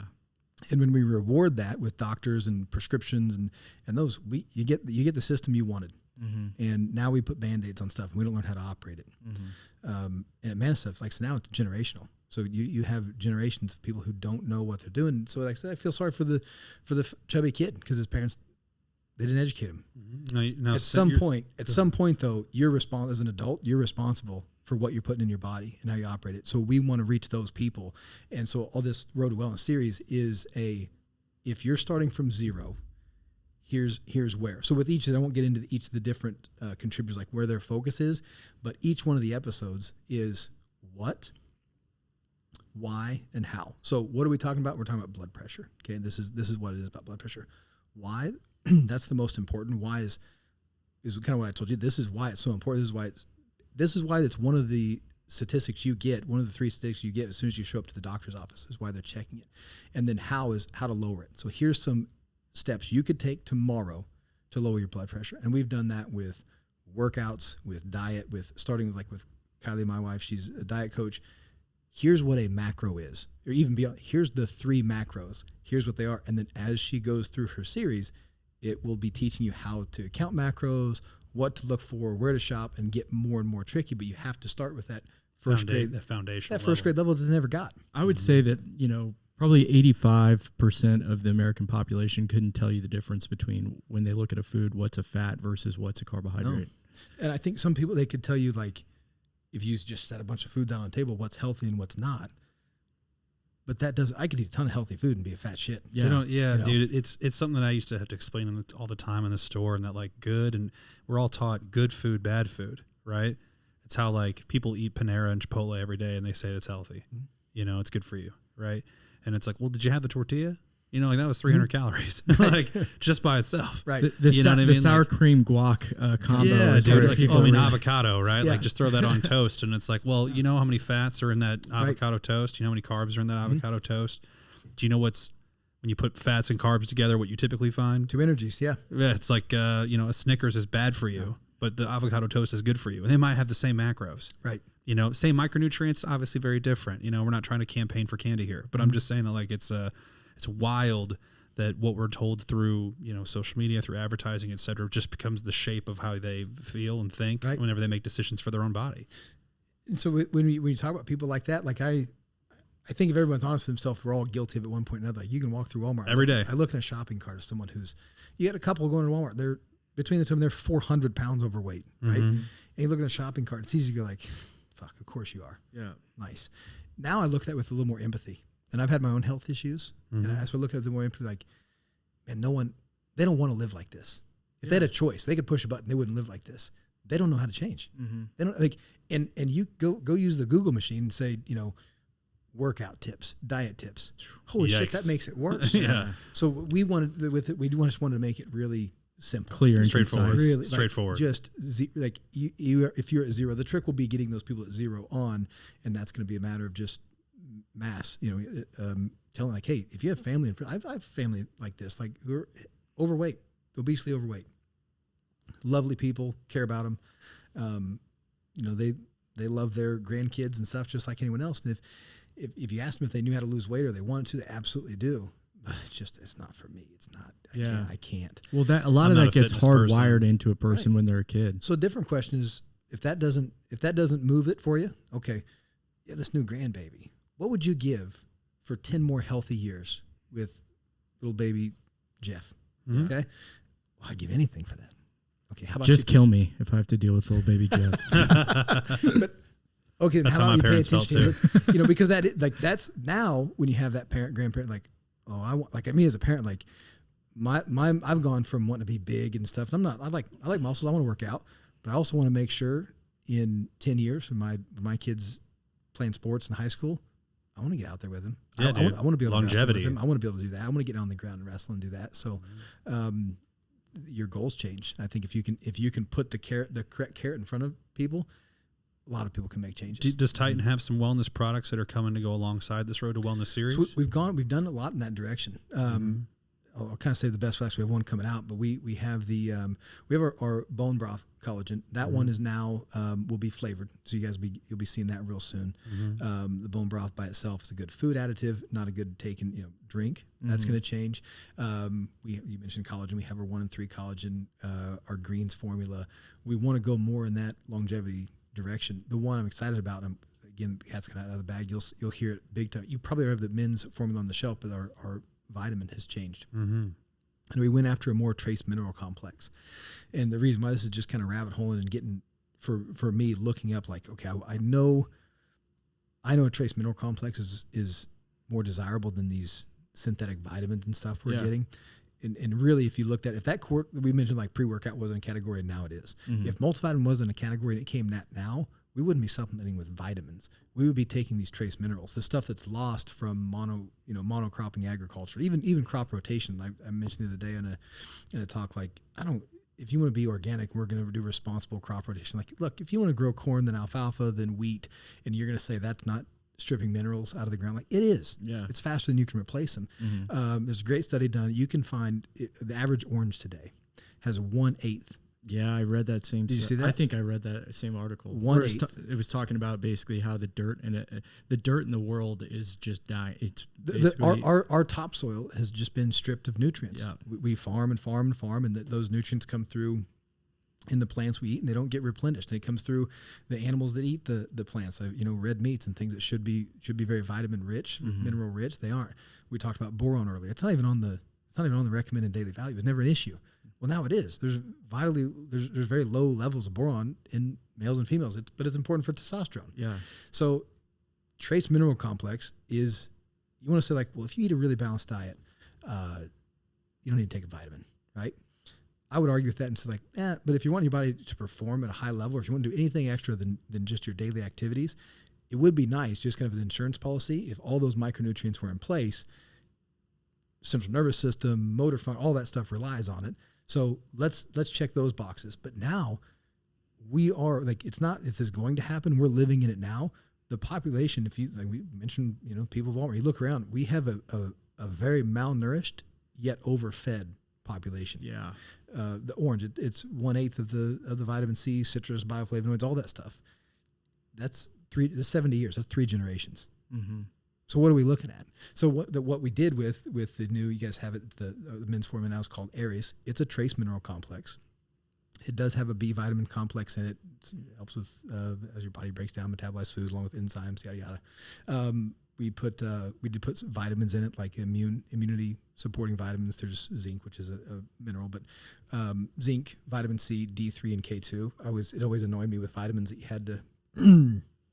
You always had to get stuff a la carte. Yeah. 2 things bother me. Like, you look at vitamin D in most multi-formulas, 200, maybe 800 milligrams. Yeah, just trace them out. But you still got to, you got to have 2,000 at least, right? So we put 2,500 in there. It takes no space. And then where's the K2? You have the calcium, you have the D3, where's the K2? So we put K2 in it. Nice. We just added this. The other thing, like in the men's formula, we put the stinging nettle and stuff for the prostate health. Explain to everybody what you kind of just brushed over it there, but explain to everybody why, for example, you need vitamin D3 with K2. vitamin D3, K2, and calcium work synergistically. So like your D3 is going to absorb. Well, D3 first of all, you want to take with a meal because it's fat soluble. So that about 60% better absorption if you take it with a meal containing fat. And then those are also the K2 and K2 and D3 are both are work synergistically. They will absorb better with a calcium present. Yeah. So that's what, one thing that I was trying to explain to people in the store, anybody can create a vitamin and throw a vitamin complex in something, but you need to be buying a vitamin from somebody who knows, the ingredients that need to be paired together for them to best absorb.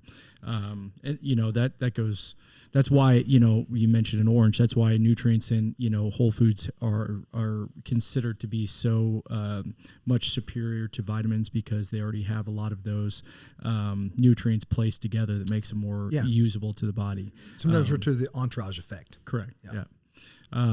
This is kind of a side question, but you kind of touched on testosterone and maybe fertility in males and females. What's your theory on why that has been dropping so dramatically in the last 30 to 50 years? Do you have one? Do you have an opinion on that? Testosterone, masculinity? Yeah, testosterone or fertility. I think I've seen studies on both of those. Sperm counts, man, are just going down. Yeah, TRT clinics popping up everywhere because lots of dudes having problems with getting bones. So, how many guys are getting up first thing in the morning and exercising? Not many. How many people move every day? I can make it real simple. Why? I have a psychological reason why, but if you want to just the simple reason why is our caveman bodies were meant to get up when the sun comes up, and we got to go hunt because we got to eat. Okay, a wolf runs because he's hungry, not because he wants to run. We need to run because we need to run. The hunger part we've taken care of, but our bodies were meant this. Why have testosterone, right? It's a driver. You need muscles. Yeah. So once you stop needing that drive, you don't need muscles anymore. Okay, your body's done. Yeah. But we mentioned weight training is a good way to increase protein synthesis. So morning sunlight. So get up, get your body moving, operate this machine like it was meant to be operated. Take a performance car, put shitty gas in it, and go park it for 3 years. It's going to run like shit. You're not going to be able to start it. Yeah. If you're not using your body like it should, it's not going to run properly. Yeah. And I think when you mentioned what's with the people in general, I think it goes back to we have a very sick population. Okay. We have 78% of adults are obese. I don't know the stats on kids, but it's something crazy. And depending on where you look up, fact check me here. Luke, pop the stats up here. Fact check. Don't forget to do that. Yeah, fact check me here. But a wide majority of our population be considered obese, and we talked about the systems. Specifically overweight for sure. Then obese is probably a little smaller. Right. So then you have this. Well, when something's wrong with me, I just go get help, and I think it creates a lot of victim mentality. And so if something's wrong with me, and someone else should fix it, and then when that person can't fix it, it's somebody's fault. Someone needs to fix this, and I just think you have a lot of weak fucking people that they need testosterone. Yeah. In fact, get more they should get random testosterone shots. Yeah. I got some fun questions for you. There's some rapid fire. Let's go. All right. This is some rapid fire stuff we do here at the end. All right. So Brian has lived in Springfield how long now? 05 to now. So it's at. We're at 17 years. Okay. Best burger in Springfield, Missouri. Black Sheep. Over the full ride from JOB, formerly known as grad school. I've never been. That's yikes. Wow. That's a yikes territory. Wow. They got the Velveeta cheese on that one. You need to go check it out. Yeah. Best sushi in Springfield. Ooh. Sakura. Over Nikado. I don't even think Nikado's good. Everyone loves Nikado. Say that to Chris Klein. Try to say that to Chris Klein. I like Haruno. That creates orders. Haruno, your next Titan order's cut in half. You say you don't like Nikado. Chris is like, we're done with. Nikado is like this hibachi place. Yeah, but they have sushi and they have the crazy Joe roll, and that's Chris's soul right there. I have this. I've been to Nikado. I bet it's been 10 years. Yeah. I've never gone there. I've done the hibachi. Yeah. Yeah. Flying egg, whatever it is. Yeah, you have to pass 6 of those to get to Nikado. Catch a shrimp in your mouth. Yeah. But that's not. I've never been there for sushi. Yeah, so Chris, you may be entirely right. I will say this: when I tell people about Springfield being a little hub for sushi, they are like, "What are you talking about?" I'm like, good. "Dude, Ethnic food in general. I mean, Springfield has got good food. It's got Well, they have- barbecue. Are you kidding me? Yeah. We're in KC. they have their Springfield's best. still got great barbecue. They have the best. They're known for their cashew chicken. I mean, they have their own style of Chinese chicken. Yeah. Cashew chicken. Who is the best cashew chicken in Springfield? Bowling. Lucy's. Lucy's. Okay, I respect that. Biggest event. I'm sorry. Bass Pro. How often do you go? Twice a year when I have family in town or friends in town that want to go see Bass Pro. They got to go see Bass Pro. That's the destination. Is the new Wonders of Wildlife Aquarium thing cool? It's dope. Yeah, it's cool. Yeah. And we talked. You take Samuel there. Yeah, we talked. We have I have a 3 and a 5-year-old. They dig it. So I think if you go, you can get like a family pass. Yeah. And basically, if you go twice a year, it pays for it. So Yeah. we may do that. We have the zoo family pass, the Dickinson Park Zoo. What's next for Titan Nutrition as far as products go? Give us the grand reveal. I can't. I thought you said you're giving us this product at the end. Is it the vitamins? It's a secret, So bro. the vitamins new. Okay. You'll have Rebuild. It's coming back out post workout. You have seen that before. That took a slight reformulation. And then we also have the flavored bone broth coming out. Yeah. What is There's some reformulation stuff we'll talk about that you guys will see in the next few months. Sure. We'll talk about off air. Last thing, your favorite supplement that Titan's ever made that you use the most? If you could make one product, what would it be? This is going to be so boring, guys. Don't worry. You're good. I'm really stoked about the new vitamin. Yeah. It's a trace mineral complex. It's just it's You're showing your age, Brian. well. Here's I agree. It's the I biggest love need. Mtor. I love Mtor because it's super geeky with the phosphatic acid, the leucine, that Creax. I guess my all-time favorite is Creax. That's our flagship. It's your product. baby. Yeah. It's our flagship product. So if I'm trying to think outside the box of like what I'm currently excited about, I think the trace mineral thing it won't catch fire like a pre-workout did, or you mentioned like the No Explode and those, but It's going to help a lot of people. You talk about like, hey, what should everyone do if you just did nothing else? Like central nervous system, like there's so many things that we are going to see manifest itself because the lack of these micronutrients that I think it's essential. Yeah. Hence the name. And I got one Autoimmune, last. stuff like that. No, I'm with you on that. Yeah. Especially you're dealing with that yourself right now, right? So, last question. You have been to so many accounts. You've been to so many retailers over the years. Kyle and I genuinely want to be the best sports nutrition retailer in the country. We are absolutely sold on that. We're not doing anything else. We're not working on anything else. This is what we do. What is the most impressive sports nutrition retailer you've visited, and what do they do, and how can we do it? This is an easy one to talk because I'm sitting here. Are you going to give stores. us? Oh, you're going to give us a compliment. Supplement God bless stores? Don't you BS me, Brian. I can give you other retailers. I can definitely give you other retailers who do a fantastic job. But if you want to know like a system that was built to do it, I've never seen it. And I'll even be honest, I question. So you have the 2 stores and then 6 pretty quick after that because you bought the 4 Atelios, right? Right. It was just we went from 2 stores to 6 stores overnight. Yeah. And then when they like 2 stores, 6, 15, and on, you guys are on number. We just opened 29. Yeah. You guys yourself are on number what? Of course, this is our 8th. 8. Yeah. So there was some questions with us with the culture. I mean, so what is special about it? There's no culture like it. There's not. I mean, you have single stores that have great culture, but what S2 has done, and I would point to this if any organization is like, hey, what's a good model? Somehow, and you guys tell me, you guys have been able to take that culture, and as the ripples get wider, the culture doesn't break down. And we talked about like GNC. Max Muscle was huge. They were the 90s. They were the shit, right? The culture, the attitude of the franchisees. There's headbutting with the corporate, and they're in turmoil now in terms of a company with culture. The franchises are going away. Too many conflicting interests there. There's just not they're not rolling the same direction, and it gets infighting between corporate and between franchises. I'd seen that enough when S2 started doing the franchise stuff. I'm like, I hope this doesn't go south. Right. And it's done the opposite. Dude, it starts with core values. You have more buy-in. You have more. So I would go to you guys because we just consolidated ownership. And the biggest thing Taylor and I wanted to do is the first change we're making is culture. Our culture wasn't good.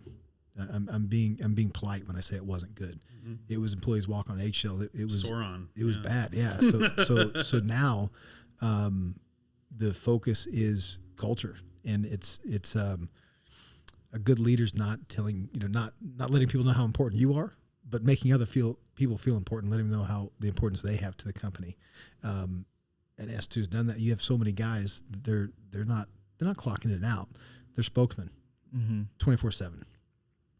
I think we're a product of that. I think if we're being honest, like we've been that person. You've taken it over though. I've seen you guys, and really, in particular you, Jeff. I've seen you take that over, and I think a lot of times it speaks to the leadership you guys have, and Chris and Andy, that it's not because Andy's hugely popular, but he lifts other people up too, and that's encouraged in that organization. A good way to make sure that you never grow is to have just the one guy who's going to speak it over and over and over. But when you have real buy-in and people feel like they have decision-making power, they have a stake in the outcome, that's how, to me, that's how culture grows. For sure. And you can empower people. I don't want to do anything at Titan that someone else can do. I want to empower everyone, not a thing. If someone else can do it, I want to find that person to do it. And when it comes to culture, like we have a lot more to learn from you guys than I could possibly tell. But the difference is the culture, is the buy-in from the top of the organization down to the employee who just came in. And now when I meet new guys all the time at S2, and they're just, it's next man up. Dude, it's really, to that point, I got to give so much credit to our staff because it's all them, right? And whenever I left Springfield, I remember thinking in my head, like, man, how could anybody care as much as I cared when it came to how these stores operated, our relationships in the community. Store owners everywhere deal with that. Like that's my customer is a store owner, store manager sometimes. Mm-hmm. That's who I deal with. And they find themselves in this hamster wheel of no one else cares like me. No right. Like, why don't you get a part, hire a manager, get out. You got 2 stores. You could operate this satellite. Go open store number 3. One of anything's not a good idea. You guys know that. If you have 1 store, you're both still working there. Mm-hmm. Have 5 stores, you don't have to work at any of them. Mm-hmm. But they struggle so much with the scaling because the culture is not there. Right. And you may have great individuals at 1 store, but if you can't have that wave, that ripple out and keep your culture, you won't have it. How you guys did it, I don't know. But it's awesome. I was going to say that Adam Shelengoski down there, I got to give him a lot of credit because now in Springfield after Wes, now it's Adam. I love Adam. I'm two people away from even working down there, right? Yeah. And they're breaking records. Is he good? They're just killing us. Love Adam. Killing us. I think too. It's my redheaded brother.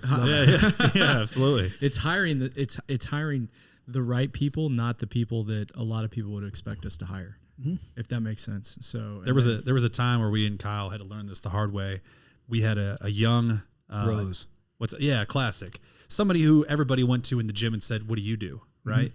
Mm-hmm. And we hired one of those, and then we hired an 18-year-old kid who was just young and hungry, and was really coachable, right? And we had a guy who had been doing this a lot longer than us tell me, "Don't hire the guy that everybody goes to for advice. Hire the guy that's young and hungry." It's not even don't hire that guy because that guy could be the right guy if he had the right value system. Yeah, muscles aren't a disqualifier, right? Not at all. No, this is a scenario where this was somebody who was not as coachable, And the bottom line is he didn't even make it out of training, and the young and hungry guy worked for us 7 years. Yeah, well, probably went on to do something great on his own. Yeah, it's Peyton. It's fun. Luckily, a lot of times we hire from within. Like people know people, they bring them in. We have good culture there. Mm-hmm. We've done I'll pat ourselves on the back. We've done a good job with our hires recently. You know what? You're a really good HR guy. At one point, my coworkers were Taylor and Kylie. Yeah. So.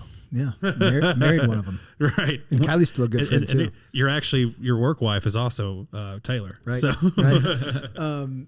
No, I one of the things that makes me cringe, and when we have to do it, is go put an ad out that we're hiring because I know the DMs that are coming. Oh yeah, bro. And first of all, the ad says apply here, click here to apply, and it takes you to a form. But they're gonna DM you, bro. Would love to work at Titan. How do I get the job? You don't. Most of the time, I won't say anything. I might copy and paste the ad again. Yeah. You read the fucking instructions, but it's all those and there's great guys. Some of them, some of them are great guys, but it's again, what we talk about, Tonio's not working out at Titan. Yeah. What you think you're going to, when you see us at a show or sponsoring an event, you're like, this would be awesome. Like what you think we do and what we actually do are two very different things. Like we don't just lift weights as a job, man. Right. They think we're all snorting pre-workout and working out in the gym while that's what we're going to do. While kind of like me, I was working at GNC.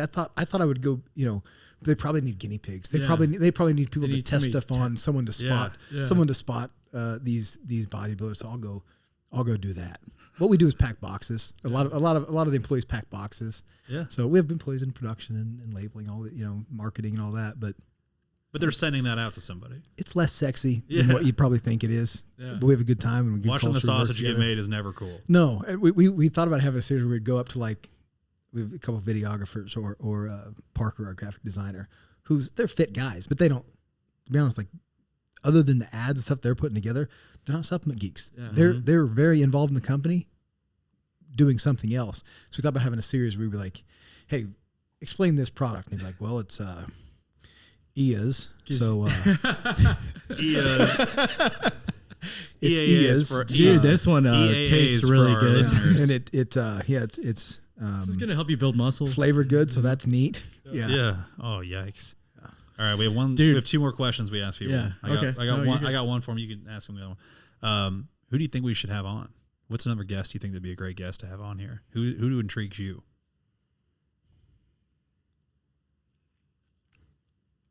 Who intrigues me? I got there's a ton of people. So I have a friend. He's a captain. He's a commander of the Navy. He's a commander of the Panama City Air Force Base. Okay, he's a Sears officer, Search, Evade, Attack, and Rescue. So I wrestled with him in college, 3-time All NCAA. He's an All-American senior year. His name's Jordan Nichols. He has no social media.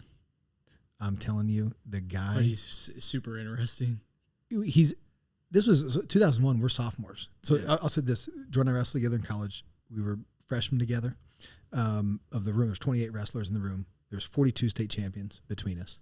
Between all the guys in the room, maybe some guys won multiple. And our coach had told us that in that freshman meeting, 1 in 8 of you will be here as your senior year. It was less. There was 2 of us. Wow. The dude, he's a bad dude back then, and this guy, salt of the earth, great dude. You will laugh, but the experiences he's had in the military. If you want to talk military politics. I don't want to. I hope you have him on. I'll give you his contact information. I don't want to give anything away that he would say, but he was just in town. He was traveling through, and he stayed with me.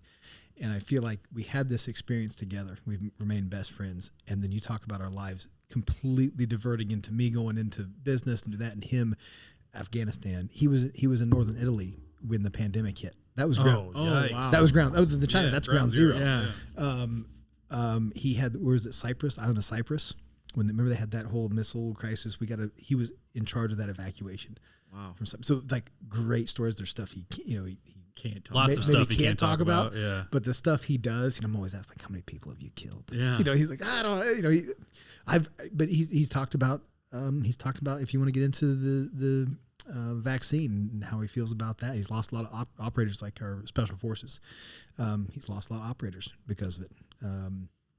Oh, you can't be unvaccinated in the military, is that right? You can. They just filed a lawsuit. Yeah, he's remained unvaccinated, but it's probably a pretty big story if a commander were to come out public with that. Yeah. Well, we're to get booted. Sure. You can boot a bunch of Navy SEALs kind of under the radar, which is scary when you consider this is the tip of the spear. And not only that, as taxpayers, we have millions of dollars. If you talk to them like this, the investment in these individuals that we have to say, you're not going to get the shot. You were shot at. You shot people. You did all this stuff, but you don't take that vaccine that doesn't work. You got to bounce. A lot of Navy SEALs, a lot of Sears officers, Rangers, gone because of it. Yikes. So other than being a dear friend, he's got, you could just sit there and just let him. He's just a brilliant mind, huh? No, he's an incredibly smart guy. He's been through a long. He's been through everything. He's got stories on stories on stories, and he's just a great guy. He's one of those guys you sit down with and just listen. We sat on my back deck. I used some thinking plants, and he just talked. It was great. It was great, man. It was great to catch up. But he's someone we've even had if there's ever an opportunity for me to work with him, that's a guy. If I said, hey, we're not hiring anybody, but this guy needs a job. Great, hire him. Give him 6 figures. He'll be worth twice that much. Yeah. He's fantastic. Yeah. That's awesome. And Jordan Nichols. Yeah. Give us his contact for sure. We'd He's love to have him on. a Sears officer and commander of the dive school there. Very cool. Yeah. Very cool. Last question. So you're a Springfield guy. I guess since we just talked about it, usually what we ask people is what's your favorite barbecue in Kansas City? But since you're from Springfield, what's your favorite barbecue in Springfield? Let me guess. Does it have the word butcher in it? City Butcher's delicious. City Butcher is it's not is number great. one? Yeah, I think I'd go with it. I'd go with City Butcher. What's the one on Campbell that was right by our store? City Butcher. No.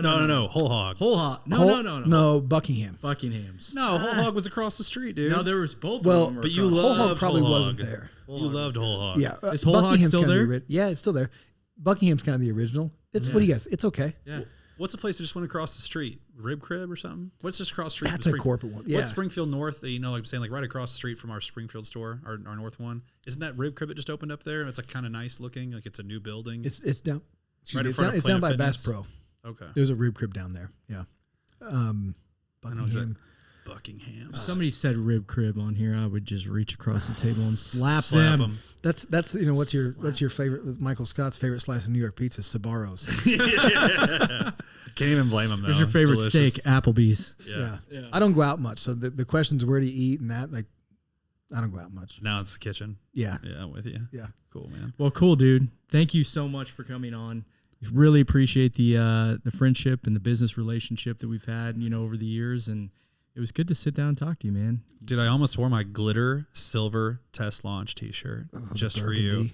No, dude, I had the black one. Oh, the black one. Yeah. He had a Missouri State color one, but it was in glitter. Like it says test launch. Yeah, in glitter. I had a black What one. size? so What size impressive. are you guys? We probably need XL. some XL. And you need some men's vitamins too. Yeah. All Send that. some stuff I'm up. in- Please I'm put on it in that. glitter for old time's sake. The shirt I was don't amazing. remember the glitter. Careful when you open. It was like a sparkly shirt. It said test launch in like sparkle font. Jeff didn't have to wear the sparkly eyeliner to match it, but he pulled it off. It was amazing. He did look gorgeous. No, you guys think seriously the relationship with you guys, top to bottom in your organization, like truthfully, like I'm not blowing smoke. Titan wouldn't be what it is. So like I don't want that to be lost. It's definitely not lost on me that it's not here. Without we didn't even get into like Chris Klein and my relationship with him, but Titan is not what it is without Supplement Superstore Andy, and Chris Klein has been phenomenal. Dude, we love you, man. Yeah. Thanks so much for saying that. And for all of our listeners, a couple things, quick notes. Please share up the podcast. That's how we grow. So we always ask if you took the time to listen and you got this far. We very much appreciate you being a listener and a loyal listener. Go ahead and share up the podcast. If you haven't subscribed already, please subscribe. And if you are a fan of the show, we want to give back to you. Each of our Supplement Superstores locations has Protein Bros official T-shirts at the back of every store. Simply let one of our guys know or girls know that that you're a fan or that you're a subscriber, and they'll hook you up with a shirt on the house. Thanks again, guys.